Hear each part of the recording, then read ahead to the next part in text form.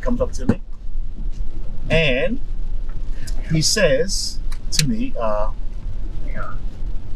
got you. He says to me, I'm an avid oh my God. I'm an avid collector of firearms, so yes, we call it a healthy addiction. Healthy addiction. You know, how many more guns do you need? Just one more. Just one more. That's right. Just one more. It's just it eliminated them from a lot of things, or really a lot of things. Where whereas in the community, being in the city is one of the sticking points that we find in the city. Trying to find a place to train, and then you go to these places to train, and they say, "Oh, you can't train here." Right, we're not. So other instructors come in. Yeah, no instructors can come in, but we have been fortunate. Before we start today's show, please visit the sponsors, affiliates, and friends of the Stagecoach. The Self-Defense Gun Stories podcast, hosted by Rob Morse, brings you recent examples of armed civilians protecting themselves and who they love. The show helps you determine if people were lucky or trained. Maybe both. Self-Defense Gun Stories is on all of your favorite podcast outlets. TheGunFood.com has an extensive network of partners to connect you with your guns, ammunition, and firearm training. The Gun Food only sells ammo that they trust. Use RSWC as a discount code and save 5.56% on your order at TheGunFood.com. PowerTac flashlights have combined premium craftsmanship, American ingenuity, and cutting-edge technology, creating a highly dependable tool that you can trust your life with. Go to PowerTac.com/RSWC and save 15% on your order. That's PowerTac.com/RSWC. Sabre Pepper Spray has been making grown men cry since 1975. Find the link in the show description and help get the Stagecoach across America with every Sabre Red purchase you make. Shotgun with Charlie.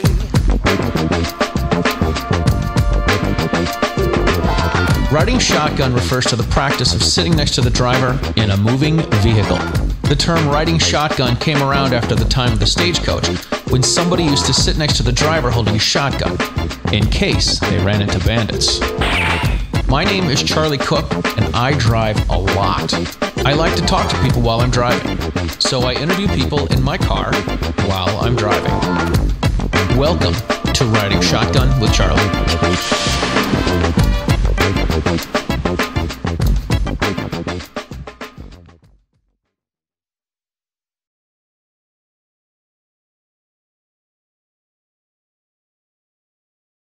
All right, before we start this episode of Riding Shotgun with Charlie, if you are new to the channel, please subscribe to the channel and hit the notification bell so that you get notifications when we do put shows out. If you're listening to the show in podcast form, please make sure you subscribe to wherever it is that you're subscribing to the podcasts, and make sure that you share it with your friends, because it is how we get the Stagecoach across America.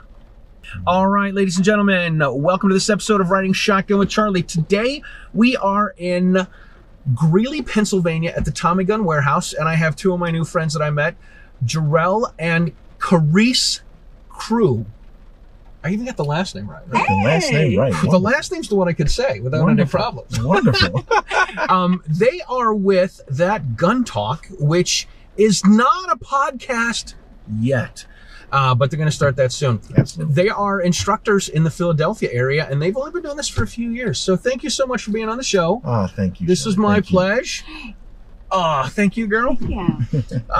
So we're here at the Rod of Iron Festival at the Tommy Gun Warehouse. That's hosted by Car Arms, and this is the first year you guys are coming. Very first year. What do you guys, besides the rainy weather, what do you think? You know what? Honestly, some members were going to come up with us, decided not to come because they looked at the weather and it was like, oh, I'm not going to come. It's going to be raining. But I'm going to tell you what, I'm glad that we persevered and we pushed through, because this is a phenomenal event. Charlie, a phenomenal event. I'm so glad that we came here to be around like-minded people, man. It's just amazing. It's so, yeah. It's amazing. It is. It is. This is what I tell people all the time.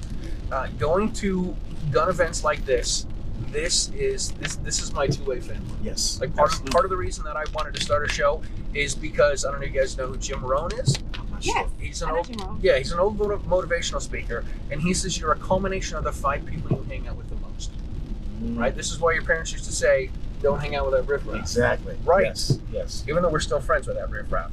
But just don't hang out with them anymore. We don't, right. Mom said don't hang out with them, so we keep it on the DL. But you're a culmination of the 5 people you hang out with the most, and I wanted to increase my circle of friends. And as we were talking before the show, you guys know a lot of people that I know, but and I know them and you know them, but we don't know each other, and we call that the Olympic rings analysis, yes, right? Yes. Right, the Olympic rings of the gun community. Yes. So, yeah, first year up here, this is great. It's you guys need to come to more of these. Absolutely. Oh, absolutely. You need to Coming come back next year. All right. So how did you guys become gun folk? Like you were saying you grew up shooting? Yeah, I grew up shooting because my dad was from Washington, Georgia, which I just recently discovered. Although my dad has been passed for some time now, just happened to go down there and find a family down there that we had in Washington, Georgia. But he grew up shooting from the South. Yeah. So it wasn't like it was some type of a taboo or something. It was shooting or having a firearm. It was nothing. It was in the home, and we knew it was there. My mom and dad had 5 boys. I was the youngest out of 5. I am the youngest out of 5. And it just was natural. It was just what we did. I mean, it's a gun in the house. Okay, you don't touch it. No big deal. Right. So when I got older, though, I did go out to the range and start shooting guns and buying my own firearms to shoot with. But nothing to the level of instructor or anything like that, Charlie. Nothing Sure. like that. Yeah. So when did all of that kick in? Oh, how about you? Yes, let me tell you. My dad's a hunter. He hunted deer for many, many years. That's all I grew up with. My husband bought me my first firearm because I was robbed. Wow. 10 feet from the police station. So he bought me Come on, the police are right there. He bought me yep. I literally mean 10 feet from the police station I was robbed. So he was like, you know what? You're going to carry it every day. So I never thought about carrying it every day. Yeah. And I started carrying it in my pocketbook. Because he's like, never leave home with that after I got robbed. So here we are. Where were you guys living? Philly? Philadelphia. You guys are living in Philly. Philly has permitting, right? They have licensing and all that kind of stuff. I got my permit before he made sure I got my permit. She actually got a permit before I had mine. Dude. And again, I wasn't an instructor at this point when I told her you should go carry every day. I wasn't an instructor at that point. I was just a regular person. Yep. So basically, that's how we actually started the journey. That's how I started my journey. But then we started this whole journey. One, after I was robbed, I'm carrying my pocketbook every single day, walking around with it, just throwing it in my bag, thinking, hey, I have my gun. He said, carry your gun every day. But he was taking me to Mexico for my birthday one year, and my firearm was still in my pocketbook. And I'm going through we have TSA pre-check, and we're going through TSA pre-check, and we're like, oh, what is that? They're like, no, ma'am, please stop right now. And I'm like, oh, that's water. He's like, yeah, that's probably your laptop. And the TSA worker says, no, gun. Yeah, that's not good. Yeah, so it was at that moment, I could have peed on myself. Right. Excuse me. So you wish you wore your brown pants? Yeah, so he looks over at me and he's like, no, she's got her permit to carry. She's good. Didn't matter. It didn't matter. I was still arrested and held at the Philadelphia has jail cells at their airport, not only at their stadiums. That's what we found out. And I was held for about 6 hours. We still made it to Mexico, but after a lot of lawyer fees and well, we've got one key point we forgot. Oh yeah. Let me tell you how God works in a situation. Oh yes. Please. While she's in the cell back there, I'm sitting out front, waiting for this lead detective to come. And I'm sitting there, and my head is just down, and I'm sitting there, and she's back there behind bars. And the door opens up. I didn't know who it was. And somebody says to me, Mr. Crew. And I look up, and it's my high school friend who's like one of the head of the police down there at the jail, at the prison at the airport. No way. He was like, hey, is that your lady back there? I was like, yeah. Oh, don't worry. We got her. Man. Whoa, are you serious? So that was crazy. Not only did one of my high school friends walk out the door, a second one came out the door was a police officer. Oh my! It was like, oh, we got her. She's like, we got her. Don't worry. We'll take care of her. Wow. But that was a scary situation for us both. Yeah. Oh my God, absolutely. Now, do you guys, since you guys were new and you weren't sure of all the legal stuff, you probably didn't have like U.S. Law Shield or U.S. CCA or anything like that, I right? had nothing like that. Nothing at all. But the great thing that happened from us, actually, from that happening to us, or me, but us, really, I met a guy in line, and he was like, oh, I was telling him kind of what happened. He was like, were you the girl on the news? They talked about the guy, because it was all over the news and on NPR. I was like, yes. And so he was like, oh, let me tell you about USCCA. So once he told us about USCCA, we looked it up, we started getting training. Then he became an instructor because he was so passionate about firearms. Before he even became an instructor, he was passionate about going to the range, training, and making sure that people exercise their 2A rights. And I mean, our neighborhoods, anybody that we came across, he was just really passionate about, this is your American right, this is your 2A rights, and you have to exercise your rights. Yeah. So with that, for Father's Day, I ended up getting him an instructor course to become an instructor to be a USCA. Yeah. What was amazing about that, when I went to the instructor's course out in Scranton, PA, right? Because there was nobody available in Philadelphia at the time. Yeah. Went out to Scranton, PA, got trained by a wonderful gentleman who was a retired Cherry Hill police officer. Cherry Hill, New Jersey? Cherry Hill, New Jersey, yes. I'm sorry, yes, Cherry Hill, New Jersey. So it was interesting because at that class, it was the guy who told my wife about the USCCA. Oh my gosh. From the courthouse. So we took the class, the course together. And he so it's a small world. It's crazy. Like, I met this guy. He's like, I met this Asian guy, and you know, he's like, he's very passionate. I said, he sounds like Tom. Thank you, Tom. Appreciate you, brother. I said, that sounds like Tom. He's like, no, it's not him. I said, that sounds like him. What are the odds? Yeah, it was Tom. Right? It was Tom. That is too cool. That is too cool. Yeah. It's the gun community is kind of a small community. It's a small community. You know, it is like we were talking about. You know people that I know. Yes. And I don't know you. But yes. we know the same people. But we know the same people. Right. This is how. This is the Olympic rings, man. This is our gun family. 360 degrees of separation. Yeah. Exactly. So when you get the instructor certification. Yes, I got the instructor certification. At the time, the gentleman that trained me and the other two gentlemen, Lemuel and Tom, me and Lemuel he's one of my best friends, and we were going to do the business together in the city of Philadelphia. And, you know, the instructor, the senior instructor notified us that we would do an excellent job as instructors in Philadelphia, which we have. Yeah. You know, we hit the ground running. And it's just been onward and upward from there, helping people, again, seeing that light come on. And, you know, the more you train, the more, you know, the skill set starts to go up. I don't like to say that practice makes you perfect, because I don't believe that. Now, I do not believe that practice makes you perfect. Right. Perfect practice makes you perfect. Yeah, absolutely. Right? Absolutely. Because if you practice the wrong things, you're ingraining all of the wrong things. All the wrong things. You know, whether it's I actually know a guy that's an instructor that doesn't dry fire because he doesn't want to get in the training habit of, you know, racking the slide after he fires the gun every time. Yeah, and you know what I said? This is where I push for having a revolver. I don't have to worry about that. Yes. Right? And I do have a revolver. Yes. Nice. Absolutely.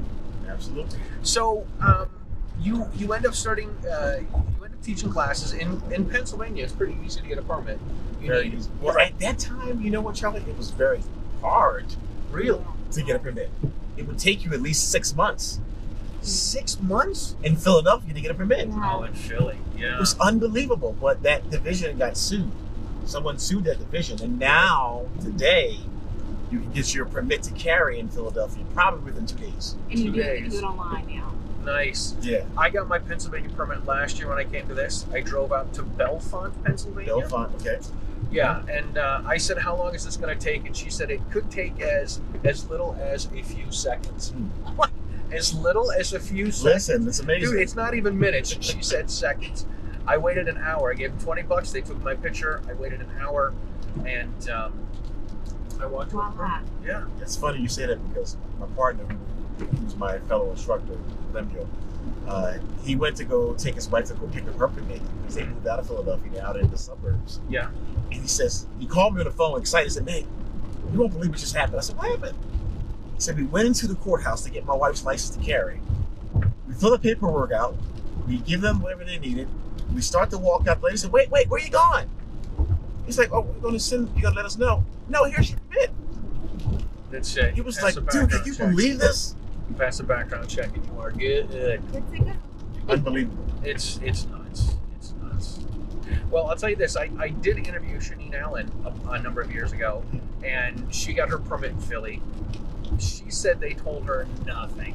That the Philadelphia police told her nothing. Like, she didn't know that her Pennsylvania permit did not work in New Jersey, which is where she went and ended up getting in trouble for having carrying in New Jersey with a Pennsylvania permit. Like, they told her nothing. Not how to shoot. Like, nothing. No. Nothing. And nothing. We've actually gone there to say, "Hey, can we leave pamphlets here?" They say no, we can't. So I have been there passing out pamphlets before. Yeah. But they're not allowed to share that information with them. It's important for people to go seek that information out, but then they're like, "Where do you go get this information out? Where do you find it?" You know, so that's where we come in. And when people actually come to us, that's when we notice. Like, they're like, "Oh, I'm just going to drive over to the person." No, you can't drive over to the person. Yeah, that's not a good call, right? Yeah, so we've trained thousands of people now that don't know the laws, that don't know the rules, that don't know the regulations. But when they're coming with us, we see their growth. I mean, they don't even know how to pull the firearm out to load it or rack it or anything. But they purchased those firearms. So it's been really, it's been a journey for us, seeing how people have transitioned, how they've grown.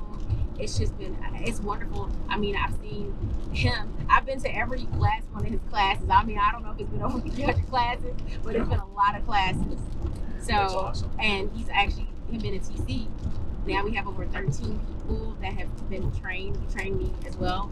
Very cool. To be an instructor in the Philadelphia area, because there were not a lot of people in the Philadelphia area. But now him being a TC, 13 people, men and women alike, that are helping the cause. We have the gun club that we have really been able to integrate into our business. So it's been great. It's been a great journey. We've seen so many wonderful things happen. We've also heard really hurtful stories that are tearjerkers and powerful stories. Sure. Yeah. Well, one thing I want to bring up is the government, the anti-gun wackos, often push for mandatory training. But then when you go talk to the police don't give you any information. No information. Well, wait a second. How are we supposed to know what the self-defense laws are? How are we supposed to know when we can use a gun to protect ourselves if we don't get this information from the police? And of anybody, the police ought to know, or at least they ought to be able to steer you in the right direction. Absolutely. You would think they would want to steer you in the right direction, right? Because if not,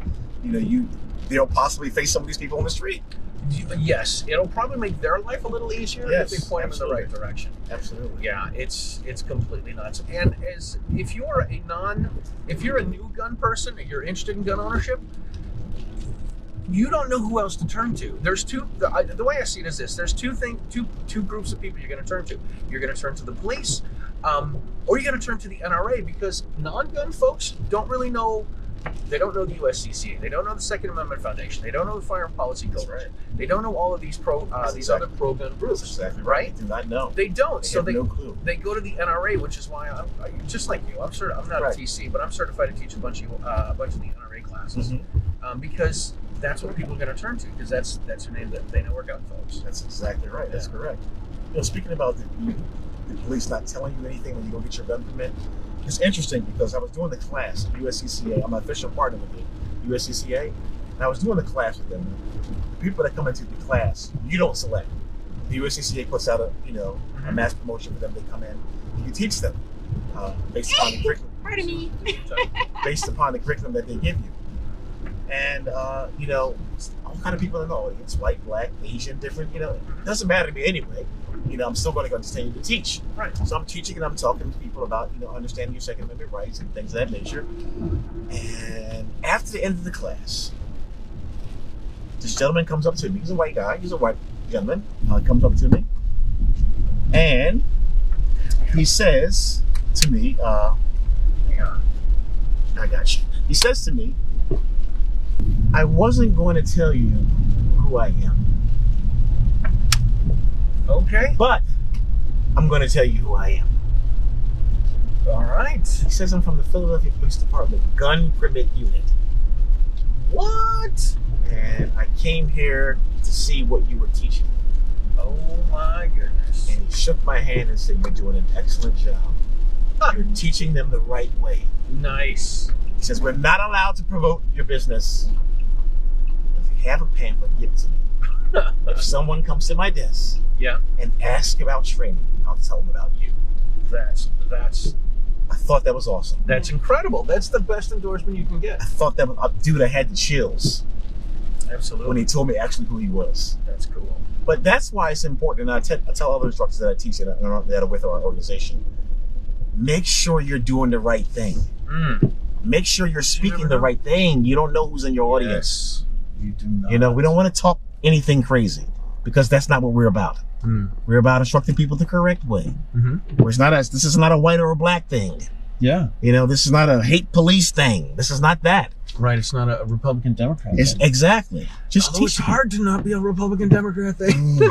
You know, well, the way they're acting in the office right now. If you are into firearms, it's a Republican Democratic thing.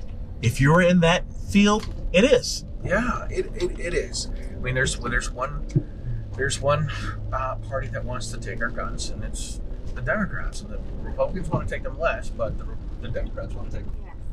Anyway, that's they need to be educated. Yeah, they just need to be educated. They really do. That's they it. Really come do. to our classes. Democrats, this is for you. Come to our class. Nice. So, when did you start your business? What do you call your business? So go ahead, Sweetie. The business is That Gun Talk. That Gun Talk, and we started it, which is not a podcast yet. It started in 2020, and from there we never really realized where it was going to go, because it was at first him just doing unboxing firearms on YouTube. And then it evolved, and it has evolved, and now we're a part of a community that we just absolutely love and we never want to get rid of. So it's been amazing. So 2020 we started it, and from there started training, started educating people. Then from there we started the gun club, and that was even accidental because we were looking for a gun club in our city, but there was none available. We couldn't get access to them, so we started it. That's awesome. And so when we started it, from there we just started meeting more people. We became members of the NRA. We were FOAC. You know, just where else? I'm like GOA. GOA. What was the other one? FOAC. FOAC. That's the Firearm Owners of America. Oh, okay. Jim Stoker. President Jim Stoker. Yeah. Gotcha. Yeah. So we just really have made so many wonderful connections, training and educating people, going to places, learning new things, going out to SHOT Show. It's just been really the business. It has just been unbelievable. And again, women have been coming out in droves, learning, getting educated. Men are coming out too, but the women are they're so ambitious to learn. They're very tenacious about the information. It's an amazing thing. I mean, a woman we just had come in, I took her to the gun store to purchase her first firearm last week. She's a part of our chapter, and she's been to many of our classes, but her daughter was actually shot in her head twice and lived to talk about it last January of this year. Yeah. Oh my God. Yeah, the stories. Yes, shot in the head twice. Now she was paralyzed for many months. Now she's able to walk and move and live. Her daughter is, but she takes care of her. But the mother comes to our classes and wanted to learn about it, and she wanted to purchase her own firearm because she said she doesn't want to allow what happened to her daughter to put her in fear, but she wanted to help her be fearless. That's an incredible story. That's amazing, right? It is. Yeah. That's an incredible story. And guess what? She's 73. Whoa! Yeah, she's 73 years old. God bless her, man. Yeah. She refused to let that situation turn her away from guns. That's, for most people, it would do. Like, if and I get why they're anti-gun folks. I don't, but I do. Right. I get it. If something bad happened to you, or if something bad happened to one of your family members, you obviously would probably want nothing to do with that. But this woman took the opposite approach. That's unbelievable. Yeah. Unbelievable. Now, you guys have a chapter of the National African American Gun Association. there we go. Yeah. Did you guys start it, or it's been around for a while? Yes, it's been around for a while. Okay. We just started our own chapter when we couldn't get in contact with the current chapter that was there in Philadelphia. We couldn't get in contact with them, so they allowed us to start our own chapter there in Philadelphia. That's And cool. from there, Charlie, we just took off. We just took off because at that time in 2020, it was civil unrest and people didn't know what was going on. Yeah, it was a great time for business. Oh my God, business was booming and the gun store lines were out the door and around the corner. I'm like, what the heck is this? Yeah, these mostly peaceful protests. Exactly. Yeah. So, you seeing all of this, it just took off. People wanted to learn and it just took off. So do you do this full time now? You know what? I'm about to go full time. Dude! Yeah, I'm about to go full time. Oh, Yeah, I'm about to go full time. Boom. I'm about to go full time with this now. Good for you. All right, so what's your other job? Actually, I work at a school, a charter school. Really? Yeah, I'm an IT coordinator. Oh my gosh. Yeah, I was a teacher. Do you see? Yeah. You guys are a teaching family. Yes. Yeah. This is what did it for me. I've been a band teacher for a long time, and I tell people there's 3 things I teach kids. I have this thing that I call the 4 steps of practicing, which is learning the rhythms, learning the note names, learning the fingerings, and play. Okay. I teach them the secret to playing slow is to secret to playing fast is to practice slow, and the way that you eat an elephant is bite by bite. Right? These are, and I've been teaching for 30 years. This is all I do. This is it, man. Like, do it at different levels, do it on different instruments. It's the same. I went out to the Front Side Academy. Okay. Front Side, hour outside of Las Vegas. Oh, I went there. God, I want to go there so bad. I went there in 2004. Wow, I heard so many good things. This is where I heard slow is fast. No, slow is smooth and smooth is fast. And I'm like, that's the secret to playing fast. I should become a gun instructor. And that's what I'm like, all of this is, it's different material, but it's the same process. Yeah, same process. It's the learning process. That's way cool. Yeah, that's cool. Way cool. That's cool. Way cool. So what's your favorite carry guns? They can't be the same. Okay, I might as well lead off. Go ahead. Go ahead. I'm an avid. Oh my God. I'm an avid collector of firearms, so yes, we call it a healthy addiction. Healthy addiction. How many more guns do you need? Just one more. Just one more. That's right. Just one more. Guns. I used to say guns like potato chips. You can't eat just one. And then somebody's like, dude, that's Pringles. That's Pringles, dude. Eat the whole can. Right. Yeah, but my favorite carry. Is it okay to have more than one? Of course. So I'm going to say, okay, staccato. I have a 2011. All right. You're a big dude. You can carry a full-size 2011. And I carry their smaller one, actually. And I do have their full-size one as well. Yeah. But I also like the Shadow System MR920. All right. So I carry all of those with the red dot on top. Very cool. Although I am proficient in both red dot and my iron sights. But for my old eyes, I like the red dot. I hear you. I'm fighting it, man. I had a friend of mine. His wife was like, "Dude, you should just get the cheaters." I'm like, "No, I'm fighting it. I'm not getting cheaters. No way." I carry Hellcat. A Hellcat. Yep. Very cool. Springfield. Very cool. All right, every day. That's my everyday awesome. carry. That's great. I love the UDOT. You love the UDOT. Ah, gotcha. She loves that sighting system. And I like iron sights. Yeah. I don't have the eye issue yet. Because you like them young. That's nothing wrong with that, man. Nothing wrong with that. Very cool. Very cool. So tell us about NAGA. Tell us more about that, because I haven't had too many people that are familiar with NAGA on it. I did have somebody one time. I'm like, really? NAAGA NAGA? Is that really what you want to call it? Right. And they're like, hey, nobody thought of this except for you, Charlie. Okay. Is that where my nag is at? Right. I didn't say that. Charlie did not say that. So yeah, so it's the National African American Gun Association. So we have over 40,000 women that are part of the chapters. Our chapters are in over 50 states here in America. So we teach firearm safety and education. It's like a community. We actually were just nominated for Gun Club of the Year award. We just had our national conference there. So it's just, it's like a community. It's like, I don't want to say it's like an NRA, but it's like a place where Black folks come, African American people come together to learn, to grow, and to develop their skills and understand how to be safe, how to soar. It's a community of like-minded individuals. Very cool. And although it's called the National African American Gun Association, our chapters are not just for African Americans. It's for all people.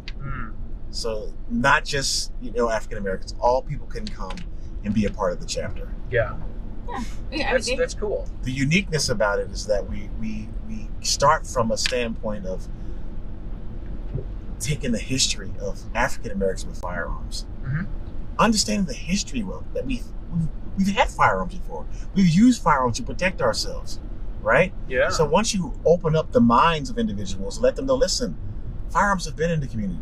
We've always used firearms. They've always been there. So we give them a rich history of that stuff. Talk about Bass Reeves, Ida B. Wells, and things like that. Just to give them references that they can learn on and understand. Oh, this is okay. Yeah, it's always been in our community. It's always been there. Right.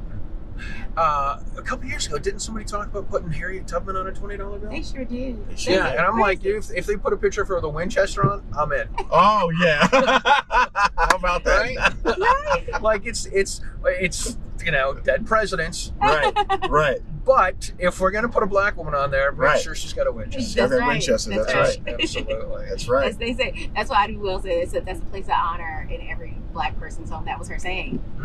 That was something that she lived by. So, and it's important. That's what we teach. Hey, like my husband said, we have a long history of firearms, and we don't have to fear them. And not only that history, but when you take it back to like the slavery or KKK, when you really understand and know the history of where firearms came from and what happened and all these things. And all the gun control laws are racist. Yes, correct. Right. Yes. There you go. All of it is. That's where I was going with that. Yes, absolutely. Absolutely. Do you guys know Tony Simon? I'm not familiar. Oh my God. This is the Olympic rings we need to talk about. You see it? There it is. Tony Simon does this thing called the diversity shoot. He's out of New Jersey. Oh, wow. He's the largest pound for pound gun bunny in America. And he decided to start this group. They call it the diversity shoot. And he's like, look, I don't care what your race is. I don't care what your religion is. I don't care what your sexual preference is. I don't care what your sexual identity is. You like to shoot guns? I like to shoot guns. We're having this thing called the diversity shoot. Come on down. Spend $20. We'll order some pizzas. We'll shoot at some range. That's amazing. He'll talk about the racist roots of gun control. Yes. And he's been doing this for 5 or 6 years. Oh, that's amazing. Maybe a little bit more. But he does it in Jersey and in Pennsylvania as well. Oh, we need to meet him. Yeah, for sure. We absolutely need to meet him. This is how the Olympic rings work. This is how it works. Connecting those rings, bringing them together. Yeah, absolutely. Magical. All right, what else you guys do? Man, right now I'm working on trying to create my own training curriculum. Something a little different that would help people in the African American community a little bit more. Yep. Although there is an awesome, slide that's put together through the National African American Gun Association. Now that I'm an instructor, I do like their slide that they put together, which kind of, deals with people in the African American community. Yeah. And gives it in a way where, other people can understand it and get it.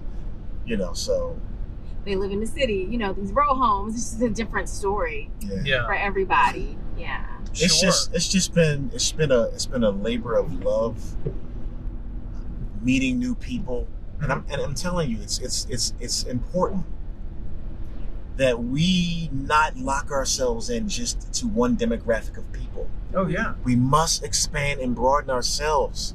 There's other people out here in the gun world that are willing to help you and support you because you guys actually believe the same thing. Yeah, we actually have FOAC coming out, and they're going to do a concealed carry course for our folks too. Very cool. Just so we can help people understand, hey, we're integrating together. I say united we stand. There's no separation here. We can learn from each other and grow from each other. So yeah, that's what we've really been working on. That's awesome. We've been fortunate. We've been blessed to meet great people, man, from all walks of life, and some that have taught me a lot. This is where we're supposed to turn, but we're going to go a little bit more. Okay. from all walks of life. You know, we've met people from all walks of life, and they have given me invaluable lessons and instruction in the fire gun world. Frank and Dan with the NRA. Frank and Dan, they've been amazing. They've been so great. Amazing guys that just took me under their wings and taught me a lot of things that made me a better shooter. Yes. You know, and now today I'm shooting, pretty decent. You know? Yeah, that's cool. How about? No, go ahead. No. I'm fine. I was going to say, you were saying at lunch, like you have these people that are doctors and lawyers. People, yes, we do. Like you have these principals, everything. Right. You have these I don't want to say well-educated people. They're not that other people are well-educated. But you have these people that you wouldn't think would carry, actually. There we go. You wouldn't think, a nurse would carry, or a doctor, or, of course, a lawyer possibly, but you don't think about teachers wanting to carry. I mean, teachers are administrators. You know, we've spoken to the sheriff. The sheriff's office have even told us, hey, we want you to come out to our community events. You know, so it's not just, hey, people here out on the street. It's everyone. This is a community. Yeah, we're a family. People are waking up. They're realizing that this is not going to hurt me. This is something that possibly can protect me. Right. And I need to learn this. And they're coming in droves. They're coming. And so I say to the criminal, beware, the poison you try to pick today. Because you may pick the wrong person. Because people are getting educated and they're getting trained. Yeah. And it's their right to do so. It absolutely is. Like I said, I wasn't a gun guy until I had kids. And I was like, I got this little person that I have to raise, and I need to be able to protect them, and I need to be around to be able to protect them. So maybe now might be a good time for me to get a gun license and learn about this. Right. Because I get this, this little boy that I need to raise, and then, eventually have this little girl. Absolutely. Beautiful. Absolutely. It's about family. It's about our families, about protecting our family. It is. I tell people that there's two reasons that we have guns. One of them is to protect us and our loved ones, and the other one's to overthrow the government. Yes. If the time comes. Tyranny. Right. Yes.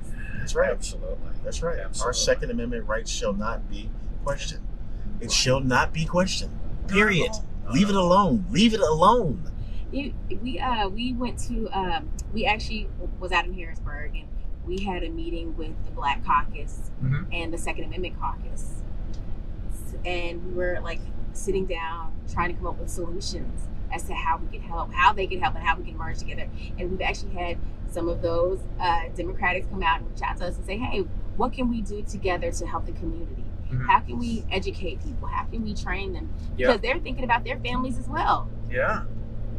It is what you're supposed to do. You're supposed to do this. This is how you pass things on from one generation to the next, and how you make sure you can survive. Yes, absolutely. Yeah. Absolutely. And unfortunately, too many of us in our community have been afraid of firearms so long.